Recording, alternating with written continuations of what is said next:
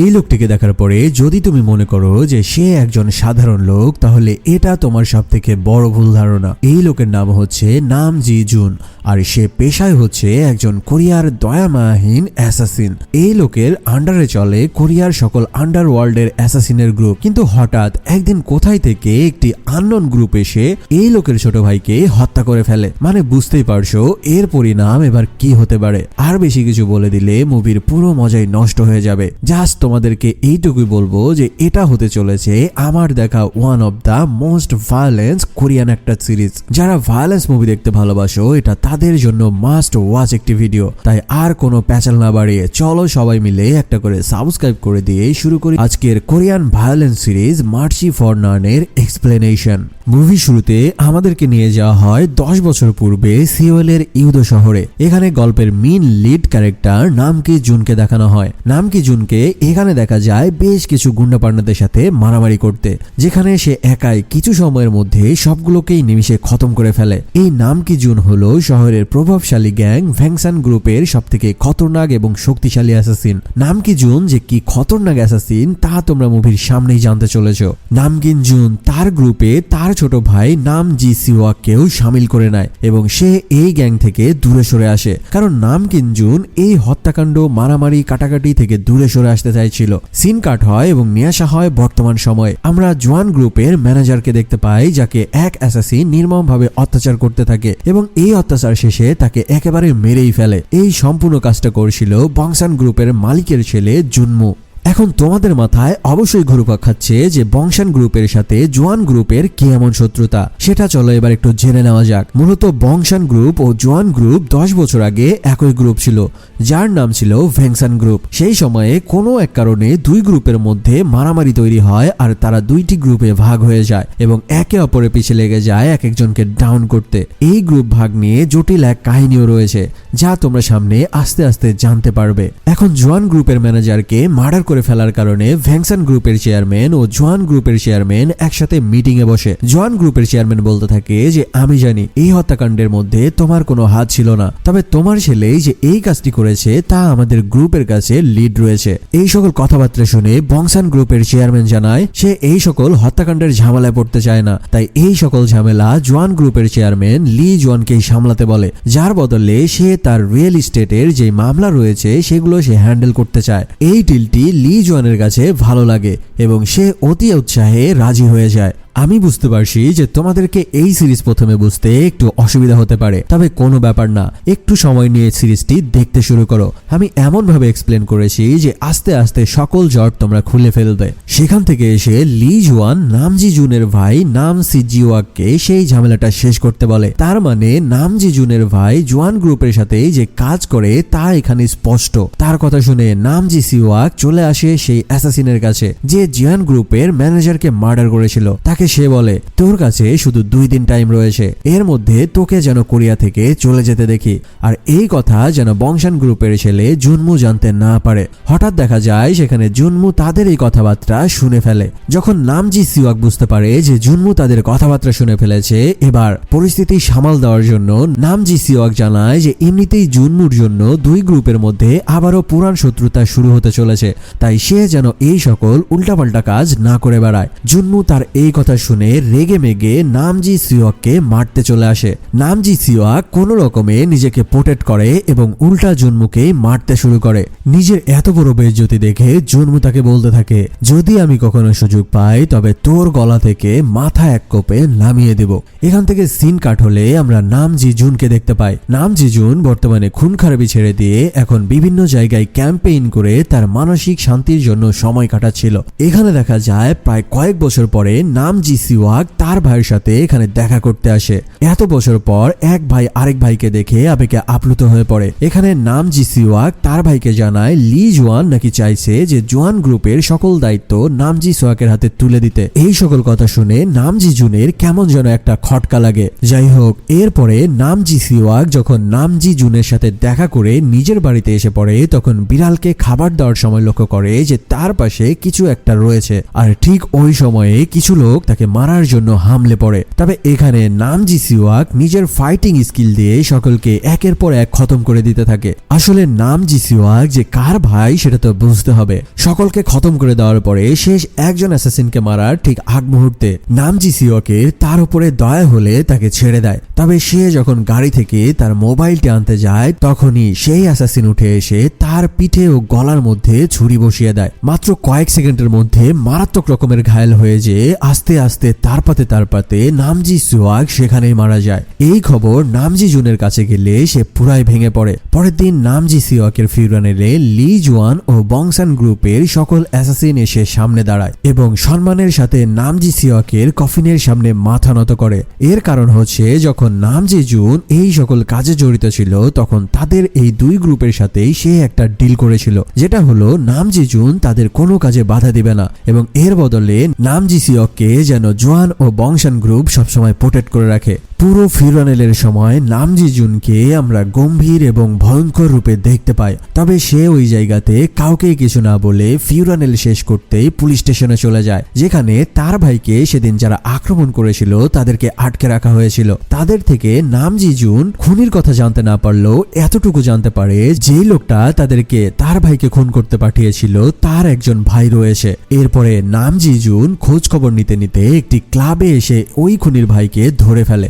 যখন নামজি জুন সেই লোকটিকে ধরে নিয়ে বাইরে আসছিল তখন তার শাগরেদরা এসে বলতে থাকে যে আরে বেটা, আমরা থাকতে আমার বন্ধুকে তুই এখান থেকে নিয়ে যাবি, তোর এত বড় হিম্মত। এই কথা বলে তারা নামজি জুনকে মারতে যায়। তবে এই ছিচকে চেলাপেলা জানে না যে তারা কার সাথে পাঙ্গা নিতে যাচ্ছে। নামজি জুন এখানে একের পর এক সবগুলোকে পিটিয়ে তক্তা বানিয়ে ফেলে। এরপর খুনির ভাইকে ধরে নিয়ে যাওয়ার পরে তাকে টর্চার করতে শুরু করে। এক প্রকারের নিজের জান বাঁচাতে সেই ছেলেটি তার ভাইয়ের নাম বলে দেয়। এরপরে সে আসল কিলার পর্যন্ত পৌঁছে যায়। তবে তাকে যখন টর্চার করছিল তখনই নামজি জুন জানতে পারে যে এই কিলারটিও আসল কিলার নয়, বরং তাকে কেউ একজন থার্ড পার্টি অ্যাপের মাধ্যমে এই খুন করার অর্ডারটি দিয়েছে।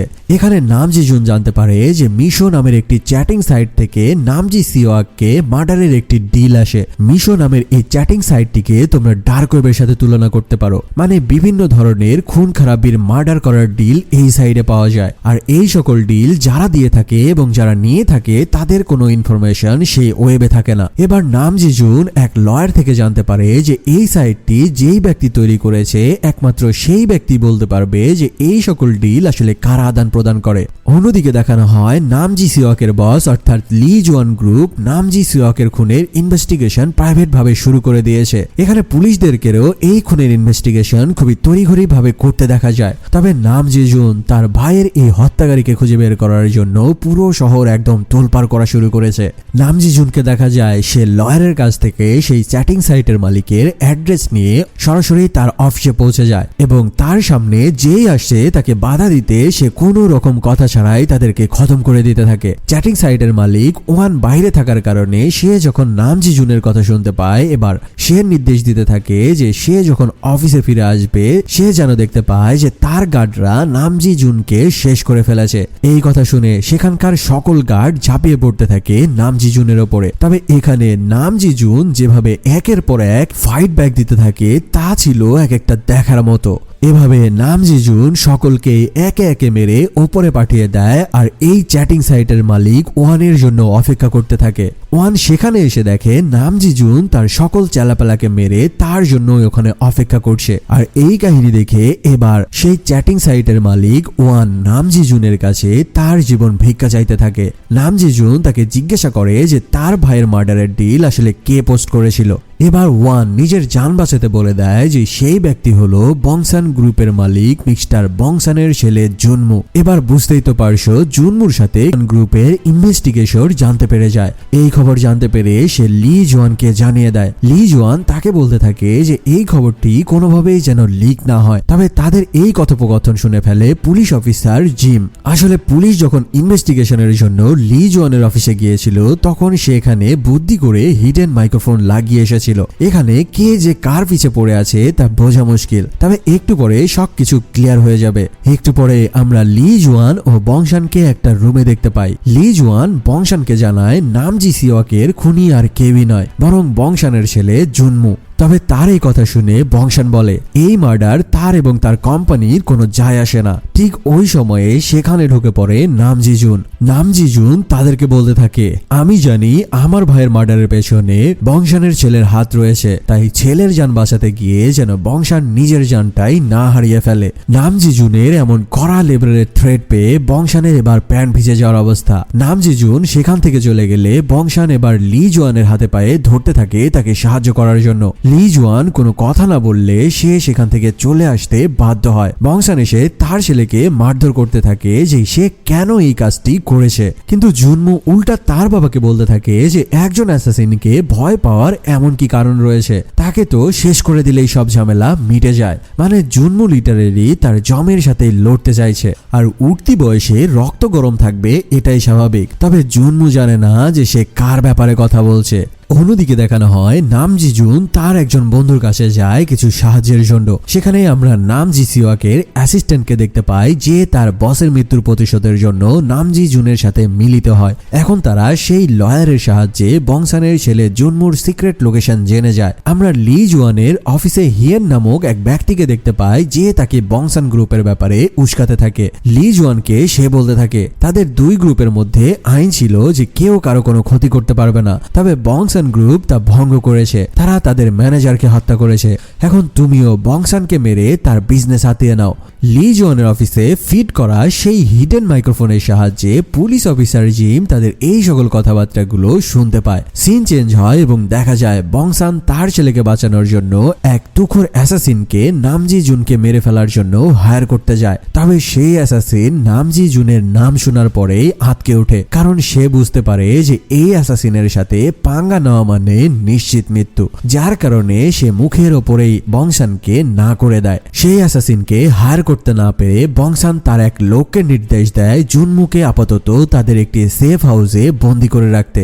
এই কথা জুনমু শুনে ফেলার পরে আবারও ঘাটতারামি করতে শুরু করে। সে বলতে থাকে যে সামান্য একজন অ্যাসাসিনের ভয়ে আমি কেন লুকিয়ে থাকবো। ঠিক ওই সময় দেখা যায় নামজি জুন জুনমুর লোকেশন ট্র্যাক করে সেখানে পৌঁছে যায়। এরপরে যতগুলো অ্যাসাসিন তাকে আটকাতে যায়, এবার নামজি জুন এক একজনকে ধরে ধরে হাত পা ছিঁড়ে ফেলতে থাকে। আর এই কাহিনী দেখে বংশানের সেই লোক জুনমুকে বলতে থাকে বেটা বেঁচে থাকলে ঘাটতারামি অনেক করতে পারবি, আপাতত নিজের জান বাঁচা। এই কথা বলতে বলতে সেই লোকটি জুনমুকে সেখান থেকে নিয়ে পালিয়ে যায়। এদিকে যখন বংশান দেখছিল যে নামজি জুন তার এক একজন অ্যাসাসিনকে ছিঁড়ে ফেলছে, এবার সে তার ছেলেকে বাঁচানোর জন্য নামজি জুনের কাছে হাতে পায়ে ধরতে থাকে। তবে নামজি জুন তাকে 2 দিনের সময় দিয়ে সেখান থেকে চলে আসে। সিন চলে আসে ওই সেফ হাউসে যেখানে জুনমুকে সেই লোকটি আটকে রেখেছিল। এবার জুনমু ওই লোককে জিজ্ঞেস করতে থাকে যে এই নামজি জুন নামক অ্যাসাসিন আসলে কে, যে একাই তার চোখের সামনে এতগুলো অ্যাসাসিনকে কেটে কুচি কুচি করে ফেললো। তখন সেখানকার লোকটি বলতে শুরু করে, আর সিন চলে আসে ফ্ল্যাশব্যাকের 11 বছর আগের একটি ঘটনায়। সেখানে এই দুই গ্রুপ আগে শুধুমাত্র একটি গ্রুপই ছিল, যার নাম ছিল ভ্যাংসান গ্রুপ। এই গ্রুপে লি জুয়ান ও বংশান ছিল সাধারণ চালার মতো। ভ্যাংসান গ্রুপের সাথে যখন এক গ্রুপের বিশাল যুদ্ধ তৈরি হয়েছিল এবং অন্য গ্রুপটি যখন একেবারে জিতেই যাচ্ছিল, তখন একবারে শেষ মুহূর্তে লি জুয়ান ও বংশান তার জীবন বাজি রেখে যুদ্ধে নেমে পড়ে, আর এই কারণে তারা এই যুদ্ধে জয়ী হয়ে পড়ে। এভাবে লি জুয়ান ও বংশান ভ্যাংসান গ্রুপের চেয়ারম্যানের ডান হাত ও বাম হাতে পরিণত হয়। কিছু সময় পরে তাদের গ্রুপে একটা কথা রটিয়ে পড়ে যে ভ্যাংসান গ্রুপের চেয়ারম্যান তার এই বড় গ্রুপের দায়িত্ব তার ছেলের হাতে তুলে না দিয়ে তুলে দিবে তার ডান হাত লি জুয়ান ও বাম হাত বংশানের হাতে। এখন এমন কথা ভ্যাংসান গ্রুপের চেয়ারম্যানের ছেলের কানেও চলে যায়, আর সে ষড়যন্ত্র করতে থাকে যে কিভাবে লি জুয়ান ও বংশানকে খতম করে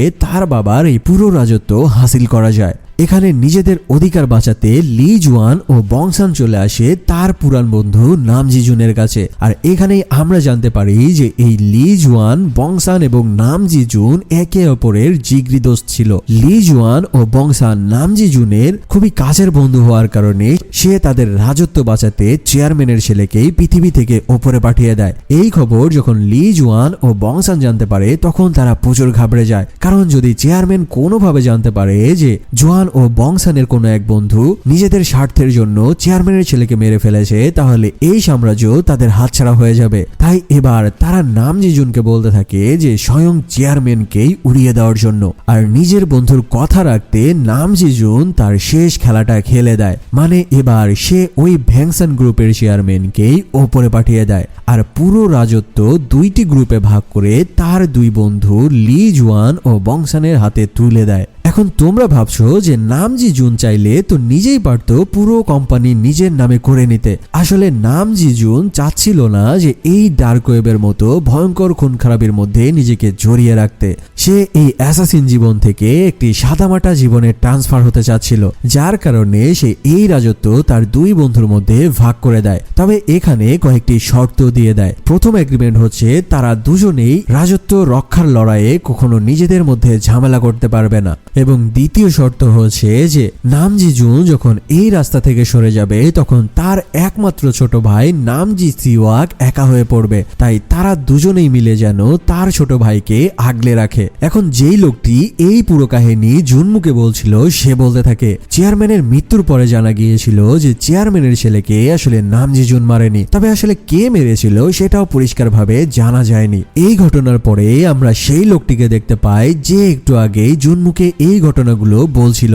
এখানে সেই লোকটিকে দেখা যায় নামজিজুনের সাথে দেখা করতে। এখানে নামজিজুনকে সে একটি কাগজে লেখা ঠিকানা দিয়ে জানায় নামজিজুন চাইলে জুনমুকে এখানে যে মেরে ফেলতে পারে, তবে তার কাছে রিকোয়েস্ট সে যেন শুধুমাত্র জুনমুকেই মারে, সেখানে আরো লোক থাকবে তাদেরকে যেন নামজিজুন না মারে। ওই লোকের থেকে অ্যাড্রেস পাওয়ার পরে এবার নামজিজুন চলে আসে সেই ঠিকানায়। তবে এখানে গিয়ে সে বুঝতে পারে যে এটা জুনমুরই বিছানো একটা ফাঁদ। জুনমু তার ওই লোককে এই কাজ করতে বলেছিল যাতে করে নামজিজুনকে এখানে এনে খতম করতে পারে। আসলে জুনমু এভাবে লুকিয়ে থাকতে পারছিল না, সে চেয়েছিল নামজিজুনকে এখান থেকে মেরে একেবারেই খেলা খতম করে দিতে, কিন্তু বোকা ছেলে সে তো আর বুঝতে পারেনি যে নিজের বিপদ নিজেই ডেকে এনেছে। এরপরে নামজিজুন এক পা করে সামনে আগাতে থাকে, তখন তাকে মারতে চলে আসে ভয়ানক ভয়ানক কতগুলো অ্যাসাসিন। নামজিজুন তাদের সাথে ফাইট করতে থাকে ও তাদেরই অস্ত্রশস্ত্র দিয়ে তাদেরকেই উল্টা মেরে খতম করতে থাকে। এদিকে একটা ফ্ল্যাশব্যাকে দেখানো হয় যেখানে সেই চেয়ারম্যানের ছেলেকে নামজিজুন মারেনি, বরং মেরেছিল তারই ছোট ভাই নামজি সিওয়াক। সিন প্রেজেন্টে চলে আসে আর দেখা যায় ইয়ান নামের সেই লোকটি বংসানের সাথে দেখা করেছে, যাকে একটু আগে আমরা দেখেছিলাম জোয়ানের কানে বিষ ঢালতে। আর ঠিক একই রকম ভাবে এখানেও আমরা দেখতে পাই যে ইয়ান নামের সেই লোকটি এবার বংশানের কাছে এসেছে জোয়ানের ব্যাপারে কানে বিষ ঢালতে। এদিকে জুনমুর সেফ হাউসে দেখা যায় সেখানে বেশ কয়েকগুলো মানুষ এসে একসাথে হামলা করে বসে নামজিজুনের ওপরে। আর এই লোকগুলোকে সে নিজে হায়ার করেছিল, কারণ এইভাবে পালিয়ে বেড়াতে জুনমুর মোটেও ভালো লাগছিল না। এরপরে সে হায়ার করে একজন রিটায়ার্ড হওয়া বক্সিং খেলোয়াড়কে এবং তাকে বলতে থাকে যদি সে নামজিজুনকে মারতে পারে তবে তাকে 1 বিলিয়ন ইয়েন দেওয়া হবে। এদিকে সিন চলে আসে নামজিজুনের কাছে, যে কিনা সেই অ্যাসাসিনদেরকে মেরে সামনে এগোতে থাকে। তখন তাকে ফোন দিয়ে বসে তার একজন বন্ধু।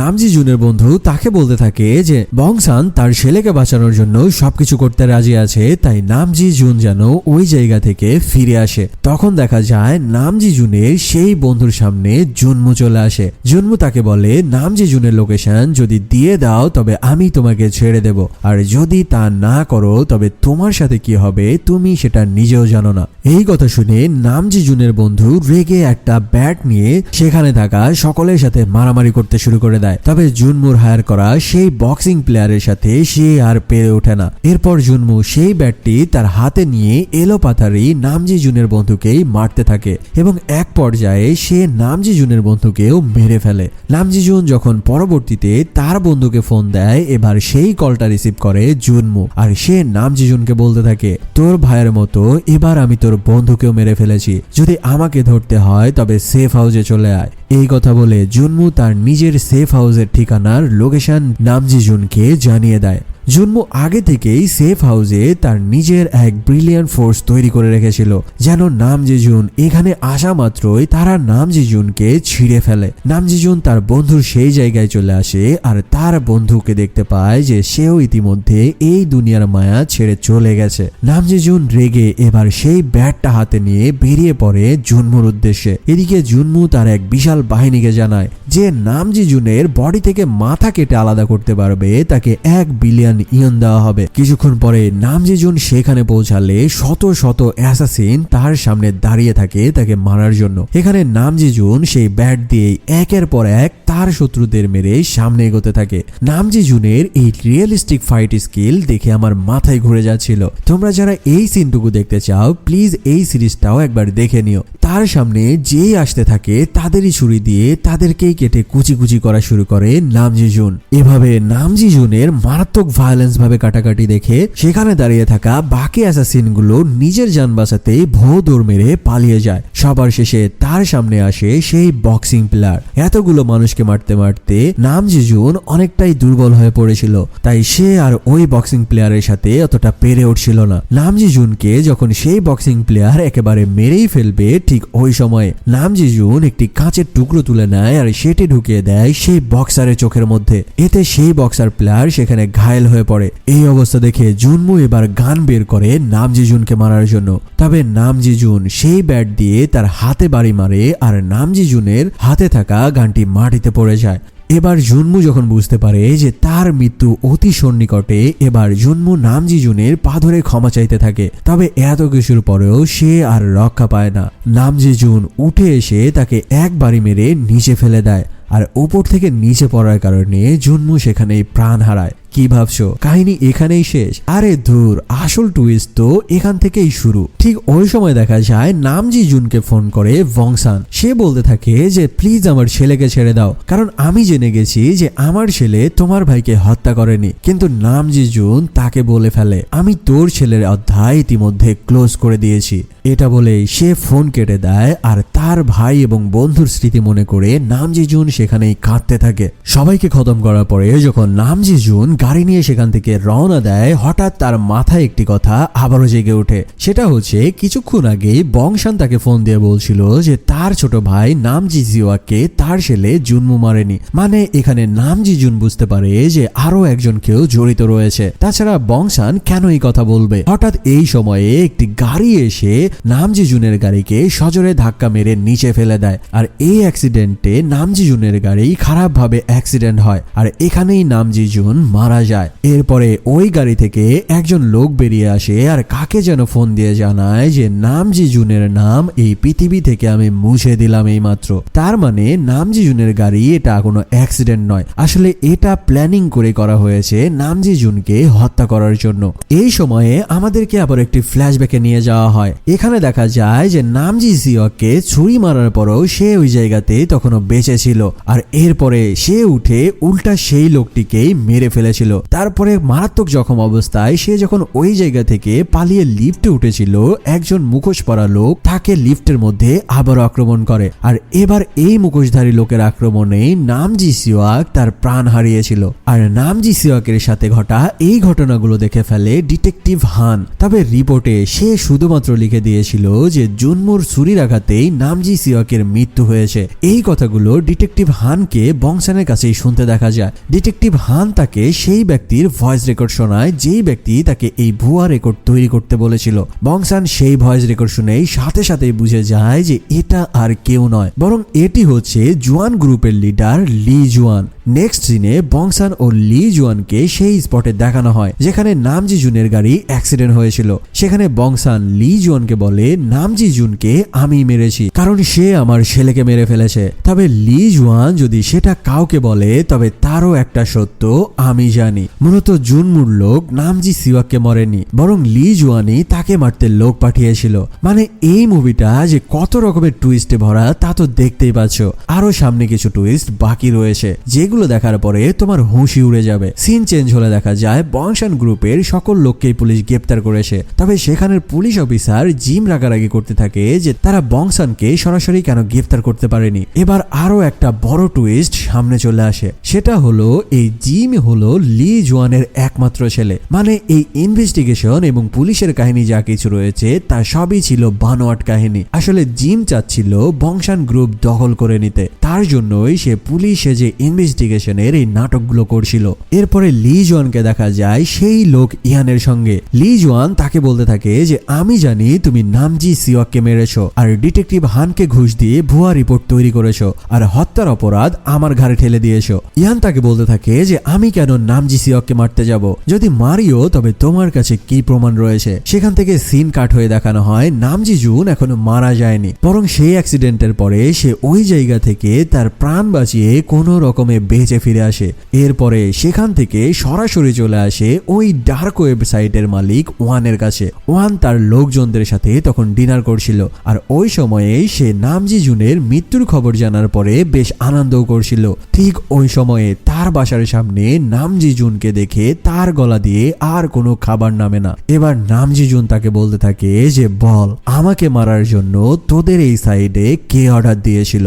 এদিকে লি জুয়ান তার ছেলে জিমকে জিজ্ঞেস করে যে সে কি নামজি সিওয়াককে মেরেছে কিনা। তার কথায় জিম জানায় সে নামজি সিওয়াককে কোনোদিনই মারেনি, তবে বংসান গ্রুপের লোকজন তাদের ম্যানেজারকে মেরে ফেলার কারণে শুধুমাত্র তাদেরকে গ্রেপ্তার করেছে। অন্যদিকে বংসান ভাবতে থাকে যে তার ছেলে জুনমুকে হয়তো তার পার্টনার লি জুয়ানি প্ল্যান করে নামজি জুনের সামনে ঠেলে দিয়েছে আর নামজি জুনকে দিয়েই হত্যা করিয়েছে। তাই সে এটা জানার জন্য তার পার্টনার লি জুয়ানের সাথে দেখা করতে যায়। তবে এখানে তাদের দুজনের মধ্যে মারাত্মক রকমের গ্যাঞ্জাম সৃষ্টি হয় আর দুর্ভাগ্যবশত এখানে বংসান এই মারামারির মধ্যে পড়ে মারা যায়। বংসানের মৃত্যুর খবর পেয়ে সবচাইতে খুশি হতে দেখা যায় সেই লোক ইয়ানকে। আসলে সেদিন এই ইয়ান নামের লোকটা লি জুয়ানের কানে বংসানের বিরুদ্ধে উস্কে দিয়েছিল যেন তাদের দুজনের মধ্যে কোনোভাবে দ্বন্দ্ব সৃষ্টি করা যায় আর এই দ্বন্দ্বে কেউ একজন মারা পড়ে আর কেউ মারা পড়লে সেই জায়গাটি সে যেন দখল করতে পারে আর তার প্ল্যান মতো ঠিক একই রকম ঘটনা ঘটে। এখন বংশান মারা যাওয়ার কারণে বংশানের চেয়ার ফাঁকা হয়ে গেছে। এখানে আমরা ইয়ানের প্ল্যান স্ক্রিন বোর্ডে তিনটি নাম দেখতে পাই। একজন হচ্ছে নামজি সিওয়াক, দ্বিতীয় নম্বর হচ্ছে বংশান এবং 3 নম্বর নাম হচ্ছে লি জুয়ান নিজেই। মানে তো বুঝতে পারছো এই ইয়ান নামের লোকটা খুবই ধুরন্ধর একটা লোক, মানে তার এখন 3 নম্বর টার্গেট হচ্ছে লি জুয়ান। প্রথমে নামজি সিওয়াককে মেরে ফেলার পরে তার রাস্তা আগে ক্লিয়ার করে নেয়, এরপরে বংশান গ্রুপের চেয়ারম্যান বংশানকে মেরে ফেলে তার আসনটিও সে দখল করে নেয়। এবার তার টার্গেট হতে চলেছে লি জুয়ান, মানে পুরো রাজত্ব সে একাই দখল করার এক মাস্টার প্ল্যান নিয়ে বসে রয়েছে। এখন যেই লোকটা এত বড় মাস্টার প্ল্যান বানাতে পারে তার ব্যাপারে তো একটু খোঁজ খবর নেওয়া দরকার। চলো এবার এই ইয়ান নামক লোকটার ব্যাকগ্রাউন্ড জেনে আসা যাক। 11 বছর আগে যখন বংশান গ্রুপের চেয়ারম্যান বেঁচে ছিল তখন সে ইয়ানকে একজন পুলিশ অফিসার বানিয়ে পুলিশের মধ্যে ঢুকিয়ে দেয় যেন সে পুলিশের মধ্যে থেকে বংশান গ্রুপের সকল অপরাধকে ট্যাকেল দিতে পারে। ইয়ান সকলের সামনে একজন পুলিশ অফিসার সেজে কাজ করলেও তলে তলে কাজ করতে থাকে ভ্যাংসান গ্রুপের হয়ে। তবে বেশ কয়েক মাস পরে তার এই অল্প টাকায় আর পোষাচ্ছিল না, যার কারণে সে আস্তে আস্তে প্ল্যান বানাতে থাকে এই ভ্যাংসান গ্যাংকে নিজের দখলে নেওয়া যায়। যাই হোক এরপরে সিন বর্তমানে চলে আসে আর আমরা এখানে ইয়ানকে দেখতে পাই লি জুয়ানের ছেলে অর্থাৎ জিমের সাথে কথা বলতে।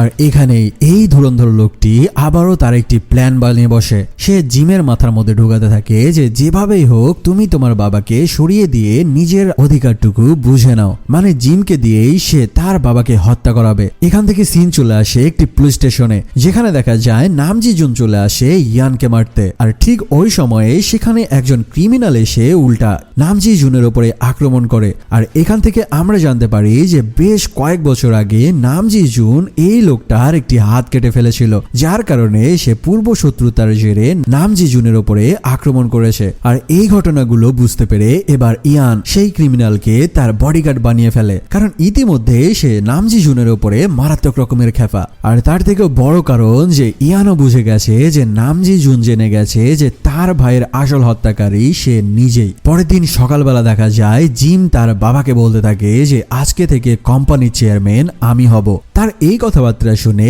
লি জুয়ান একদম আকাশ থেকে পড়ে। যখন লি জুয়ান তাকে বারণ করতে যায় তখন জিম তাকে বলতে থাকে যদি তুমি এর বেশি বাড়াবাড়ি করো তবে আমি ভুলে যাব যে তুমি আমার বাবা হও, কারণ এত বছর ধরে তুমি আমার স্বার্থ থেকে আমাকে দূরে সরিয়ে রেখেছো। তার বাবাকে এমন থ্রেট দেওয়ার পরে জিম চলে আসে তার বাবা লি জুয়ানের গ্যাংয়ের চেম্বারে। সেখানে এসে বোর্ড মেম্বারদের বলতে থাকে যে আজকে থেকে নতুন ক্যালেন্ডার টাঙাও, কারণ আজকে থেকে তোমাদের চেয়ারম্যান হলাম আমি। তার এই কথাবার্তা শুনে বোর্ডের মেম্বারগুলো অনেকেই নারাজ হয়ে যায়, তবে সে তাদেরকে কড়া লেভেলের থ্রেট দিয়ে বলতে থাকে যদি কেউ জানে বাঁচতে চায় তবে আমার আন্ডারে কাজ করতে হবে। এদিকে যখন জিম তার বোর্ড মেম্বারদের সাথে মিটিং করছিল, ঠিক উল্টা সময়ে ইয়ান নামের সেই লোকটা চলে আসে তাদের বাসায়। এখানে এসে বাসা ফাঁকা পাওয়ার সাথে সাথেই সে লি জুয়ানের উপরে আক্রমণ করতে শুরু করে। এখানে লি জুয়ানও নিজেকে বাঁচাতে ইয়ানের সাথে ধস্তাধস্তি শুরু করে, তবে এক পর্যায়ে সে লি জুয়ানকে গুলি করে দেয়, আর এখানেই লি জুয়ান তার প্রাণ হারায়। এদিকে ঠিক ওই সময়ে নামজি জুন যখন ইয়ানকে খুঁজতে খুঁজতে লি জুয়ানের বাসায় চলে আসে, সে দেখতে পায় যে সেখানে লি জুয়ান মৃত অবস্থায় পড়ে রয়েছে। ঠিক ওই সময়ে আবার সেখানে আচমকা পুলিশ চলে আসে আর লি জুয়ানকে হত্যা করার দায়ে নামজি জুনকে গ্রেফতার করে নেয়। আর এই পুলিশকে আসলে পেছন থেকে পাঠিয়েছিল ইয়ান নিজেই। মানে বুঝতেই পারছো এই ইয়ান নামের লোকটা কি মারাত্মক লেভেলের ধুরন্ধর পাবলিক। বোর্ড মেম্বারদের সাথে মিটিং শেষ করে যখন জিম বাসায় পৌঁছায়, তখন সে জানতে পারে যে কেউ তার বাবাকে হত্যা করে ফেলেছে। তবে জিম তার বাসায় লুকানো সেই মাইক্রোফোনের মাধ্যমে জানতে পারে যে তার বাবাকে আসলে কে হত্যা করেছে, আর এখানেই সে আসল মাস্টারমাইন্ডের নামও জেনে যায়। এরপর থেকে সে খুঁজতে থাকে ইয়ান নামের সেই লোককে হত্যা করার জন্য। আর এদিকে দেখা যায় পুলিশ একটা গাড়িতে করে নামজি জুনকে কোথাও নিয়ে যাচ্ছিল। সেখানে গাড়িটা একটি টানেলের মধ্যে ঢুকলে নামজি জুন সকলকে মারতে শুরু করে, আর এক পর্যায়ে গাড়িটি উল্টে যাওয়ার পরে নামজি জুন সেখান থেকে নিজেকে ছাড়িয়ে বেরিয়ে আসে। সেখানে তার সাথে দেখা করতে আসে সেই চ্যাটিং সাইটের মালিক ওয়ান। এরপরে সে নামজি জুনকে জরুরি কিছু সরঞ্জাম দেয় আর তাকে বলতে থাকে, আমি এই কোরিয়া থেকে চিরতরে চলে যাচ্ছি, কারণ আমি তোমাদের এই কয়েকটা গ্রুপের সংঘর্ষের মধ্যে আর নিজেকে জড়াতে চাই না। আর এইদিকে জিম যখন জানতে পারে যে তার বাবাকে ইয়ান খুন করে ফেলেছে, এবার সে একজন অ্যাসাসিনের কাছে যায় তাকে হায়ার করতে। আর এখানে আমরা জানতে পারি যে ইয়ান এবং জিম এক সময়ে এই অ্যাসাসিনকে দিয়েই নামজি জুনের ছোট ভাই নামজি সিওয়াককে হত্যা করিয়েছিল। এবার জিম সে অ্যাসাসিনকে হায়ার করে আর তাকে বলতে থাকে, ইয়ান আমার বাবাকে হত্যা করেছে, তাই যদি তুই ইয়ানকে হত্যা করতে পারিস তবে তোকে 1 বিলিয়ন ইউরো দেওয়া হবে। ঠিক এই সময়ে এখান থেকে সিন কাট হয়ে আবারও 11 বছর আগের একটি ফ্ল্যাশব্যাকে নিয়ে চলে যায়। এখানে দেখা যায় যখন ইয়ান পুলিশের হয়ে ভেংসান গ্রুপকে সাহায্য করছিল, তখন জিম তার কাছে এসে জানায় যে সে যে পুলিশের মধ্যে থেকে একটা বড় গ্যাংয়ের স্পাই হিসেবে কাজ করছে এটা পুলিশের একটি ডিপার্টমেন্ট জেনে গেছে। তবে জিম তাকে বলে যে আমি চাইলে তোমাকে বাঁচাতে পারি, যার জন্য তোমাকে আমার জন্য কিছু কাজ করে দিতে হবে। মানে মুভির এই সিনে আমরা জানতে পারি যে এই সকলের প্ল্যানের মাস্টারমাইন্ড আসলে ইয়ান ছিল না, বরং নামজি সিওয়াক, বংশান, এমনকি নিজের বাপ লি জুয়ানের মৃত্যুর আসল মাস্টারমাইন্ড ছিল এই জিম। আর এই জিমই ইয়ানকে প্রথম থেকে ব্যবহার করে আসছিল। তবে ইয়ান একটা কাজও করেছিল, আর সেটা হলো এই সকল মার্ডার এবং জিমের সকল প্ল্যানের কল রেকর্ড সে একটি পেন ড্রাইভে করে সংরক্ষণ করে রেখেছিল। ইয়ান বুঝতে পারে যে জিম তাকে যে কোনো সময় মেরে ফেলতে পারে, তখন সে জিমকে বলেছিল যে তার সকল কুকর্মের রেকর্ড তার কাছে রয়েছে। মানে ইয়ান যদি কখনো ফেসে যায় তবে জিমও ফেসে যাবে। সিন বর্তমানে চলে আসে লি জুয়ানের ফিউরানেলে। একদিকে লি জুয়ানের ফিউরানেলের সকল কার্যক্রম শুরু হতে থাকে, আর অন্যদিকে জিমের সকল লোকজন তাদের এই অপকর্মের ডকুমেন্টগুলো লুকানোর প্রস্তুতি নিতে থাকে। একটি গাড়ি থেকে সেই পেন ড্রাইভটি নিয়ে একজন ব্যক্তি লুকানোর জন্য যেতে থাকে। তবে সেখানে এসে হাজির হয় নামজি জুন এবং সেই লোকটিকে সহজেই মেরে সেই পেন ড্রাইভটি সে উদ্ধার করে নেয়। কিন্তু এবার সেখানে এসে দাঁড়ায় সেই অ্যাসাসিন যে নামজি জুনের ছোট ভাই নামজি সিওয়াককে মেরেছিল। সেই অ্যাসাসিন এসে নামজি জুনকে প্রচুর মারতে থাকে। তবে সেই অ্যাসাসিন এবার আবেগের বশে বলে ফেলে যে তোকেও আজকে সেই অবস্থা করব, যেমন অবস্থা তোর ছোট ভাই নামজি জিওয়াকের সাথে করেছিলাম। আর এই কথা শুনে নামজি জুন বুঝতে পারে যে তার ভাইকে আসলে এই লোকটি মেরেছিল। এবার তার ভাইয়ের কথা মনে পড়ে নামজি জুন মারাত্মকভাবে ভায়োলেন্স হয়ে যায়, আর এরপরে সে ওই অ্যাসাসিনকে মারতে মারতে মেরেই ফেলে। এইদিকে দেখা যায় ইয়ান দূরে বসে থেকে সিসিটিভি ফুটেজে এই সকল কাহিনীগুলো দেখতে পায়, আর সে প্রস্তুত হয়ে যায় এবার নামজি জুনকে খতম করতে। কারণ যদি এবার সে নামজি জুনকে না মারে তবে নামজি জুন তার চ্যাপ্টার ক্লোজ করে দিবে। কিছুক্ষণ পরে দেখা যায় নামজি জুন যখন ইয়ানের কাছে পৌঁছে যায়, ইয়ান কোনো রকম সুযোগ না দিয়ে একাধারে 2টি গুলি বসিয়ে দেয় নামজি জুনের বুকে। তবে নামজি জুন এত ঘায়াল হওয়া সত্ত্বেও ইয়ানের উপরে ঝাঁপিয়ে পড়ে এবং এক পর্যায়ে ইয়ানকে মারতে মারতে দুনিয়া থেকে বিদায় করে দেয় আর তার ভাইয়ের হত্যার প্রতিশোধ নেয়। এখন নামজি জুন চলে আসে লি জুয়ানের ফিউরানেলে, কারণ লি জুয়ান যতই তার শত্রু হোক না কেন এখন সে বুঝে গেছে যে এই হত্যাকাণ্ডের পেছনে লি জুয়ানের আসলে কোনো হাত ছিল না। তাই সে তার ভুল বুঝতে পারে আর তার বন্ধুর ফিউরানেলে এসে তাকে মাথা নত করে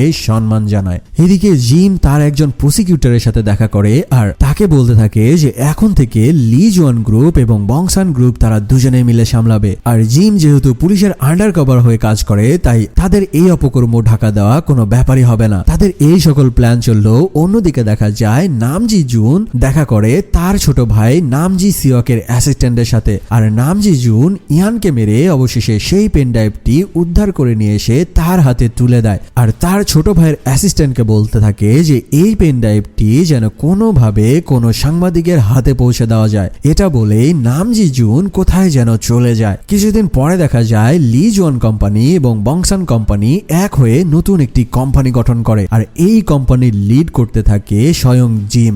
জিম তার প্রথম স্পিচে বলে যে সকল রকম ইলিগাল কাজকে এখন থেকে লিগ্যাল ঘোষণা করা হলো আর এভাবেই শুরু হয় জিমের নতুন এক রাজত্ব, যার মধ্যে সে সকল রকম অপকর্ম চালাতে থাকে আর এভাবেই তার সবকিছু পারফেক্ট ভাবে চলছিল। কিন্তু তাদের সামনে যে কি অপেক্ষা করছে জিম তা মোটেও বুঝতে পারেনি। নামজি জুন যেই পেন ড্রাইভটা তার ছোট ভাইয়ের অ্যাসিস্ট্যান্টকে দিয়েছিল সেটি একজন লয়ারের মাধ্যমে একজন জার্নালিস্টের কাছে পৌঁছে দেয়। সেই জার্নালিস্ট কথা মতো সেই পেন ড্রাইভে থাকা জিম এবং তার কোম্পানির সকল আকাম কুকামের ডকুমেন্টগুলো সোশ্যাল মিডিয়ায় পোস্ট করতে থাকে।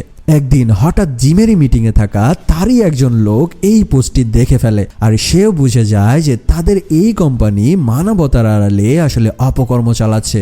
আর একজন থেকে আরেকজন কাছে যখন এই খবরটি পৌঁছে যেতে থাকে একে একে তাদের পার্টনারশিপ গুটিয়ে নিয়ে কোম্পানি থেকে চলে যেতে থাকে। আর এই কাহিনী দেখে জিমের প্রসিকিউটর বুঝে যায় যে জিমের রাজত্ব ইতিমধ্যেই শেষের পথে, তাই নিজের জান বাঁচাতে এবার সে এই গ্যাং থেকে বের হয়ে যাওয়ার জন্য বলে। আর তার এই কথা শুনে জিম চরম রাগান্বিত হয়ে যায়, যার কারণে সে ওই প্রসিকিউটরকে সেখানেই মেরে ফেলে। এই সব কিছু দেখে জিমের একজন অ্যাসিস্ট্যান্ট তাকে বুদ্ধি দেয় যে সে যেন আপাতত গা ঢাকা দেয় যতক্ষণ না এই পরিবেশ শান্ত হয়। জিম যখন তার অফিস থেকে চলে যায় ঠিক ওই সময়ে এখানে এসে হাজির হয় নামজি জুন। আর নামজি জুন যেখানে কেন এসেছে তা তো তোমরা ঠিক বুঝতেই পারছো। নামজি জুনকে দেখে জিমের অ্যাসিস্ট্যান্ট বলতে থাকে তার পেছনে ফলো করতে, সে তাকে জিমের কাছে নিয়ে যাবে। নামজি জুন তার সাথে সাথে হাঁটতে থাকলে হঠাৎ জিমের সেই অ্যাসিস্ট্যান্ট নামজি জুনের পিঠে ছুরি বসিয়ে দেয়। নামজি জুন এবার পুরো ক্ষিপ্ত হয়ে সেই জিমের অ্যাসিস্ট্যান্টকে সেখানে মেরে ফেলে। এবার ফাইনালি নামজি জুনের সামনে এসে হাজির হয় স্বয়ং জিম নিজেই। জিম তাকে দেখে বলতে লাগে, আমি সারা জীবন যার জন্য এত কষ্ট করলাম আমি সেটা পেয়েও হারাতে বসেছি শুধুমাত্র তোর কারণে। আজ আমি নিজের বাবাকে হত্যা করে হলো একটি কোম্পানি গঠন করেছিলাম, তবে সবকিছু ভেস্তে যাচ্ছে শুধুমাত্র তোর কারণে। আজকে যখন তুই আমার সামনে এসে পড়েছিস আজকে হবে তোর শেষ দিন। কিন্তু এই জিম তো আর জানে না যে সে কার সামনে দাঁড়িয়ে কথা বলছে। কথার মাঝে ব্যস্ত রাখতে রাখতেই জিম নামজি জুনের দিকে গুলি করে বসে। তবে নামজি জুন একজন অ্যাসাসিন হওয়ার কারণে এই সকল গুলি তার কাছে কিছুই না, সে কোনোভাবে নিজেকে বাঁচিয়ে নেয়। এবার শুরু হয় দুজনের মধ্যে কঠিন লড়াই, কেউ যেন কাউকে এক বিন্দুও ছাড় দেওয়ার নয়। জিম নামজি জুনকে তার সকল রকম চেষ্টা করে আঘাত করতে থাকে। তবে নামজি জুন একজন পাক্কা অ্যাসাসিন হওয়ার কারণে জিম কোনোভাবেই তার সাথে পেরে উঠছিল না। এক পর্যায়ে জিম যখন বুঝতে পারে যে সে নামজি জুনের হাতে মরতে চলেছে, এবার সে সিদ্ধান্ত নেয় সে নিজেকে নামজি জুনের হাতে সঁপে দেবে না, বরং নিজেই গুলি করে নিজেকে মেরে ফেলবে। প্ল্যান মতো সে বন্দুক নিজের মাথায় তাক করে গুলি করার জন্য। তবে নামজি জুন তাকে বলতে থাকে যে তোকে এত সহজে আমি মরতে দেব না। এটা বলে নামজি জুন জিমের হাতে একটি বাড়ি মেরে বসে, যার কারণে জিমের হাত থেকে রিভলভার নিচে পড়ে যায়। এরপরে সে একটি কাটারি তুলে নেয় আর এক কোপ মেরে জিমের হাতের পুরো কবজি কেটে মাটিতে ফেলে দেয়। ভাই রে ভাই, এই সিনটুকু দেখার পরে তোমাদের গায়ে একদম গুলিয়ে উঠতে পারে। কবজি কেটে নিচে পড়ে যাওয়ার পরে যখন জিম মৃত্যু যন্ত্রণায় ছটফট করছিল এবার তার সামনে এসে দাঁড়ায় নামজি জুন। এরপর সে বলতে থাকে যে আমার ভাই আসলে আসলে তোর কি ক্ষতি করেছিল। জিম তার হাতের ব্যথায় কোনো কিছু যখন বলতে পারছিল না, এবার নামজি জুন এক কোপ মেরে জিমের গলা কেটে ফেলে এবং আস্তে আস্তে তার সামনেই তরপাতে তরপাতে জিম তার শেষ নিঃশ্বাস ত্যাগ করে। আর এখানেই নামজি জুন তার ছোট ভাই নামজি সিওয়াক ও তার দুই বন্ধুর হত্যার প্রতিশোধ নেয়। আর এখানেই সমাপ্তি ঘটে এক দুর্ধর্ষ ও ভায়োলেন্স ভরপুর থ্রিলার অ্যাকশন কোরিয়ান সৃষ্টির। তো বলো কেমন লেগেছে তোমাদের আজকের এক্সপ্লেনেশন। যদি এমন ধরনের সিরিজ তোমরা এক্সপ্লেনেশনে দেখতে চাও তবে কমেন্ট করে জানিও। দেখা হচ্ছে খুবই দ্রুত নতুন একটি ভিডিও নিয়ে। সে পর্যন্ত ভালো থাকো, সুস্থ থাকো, ধন্যবাদ।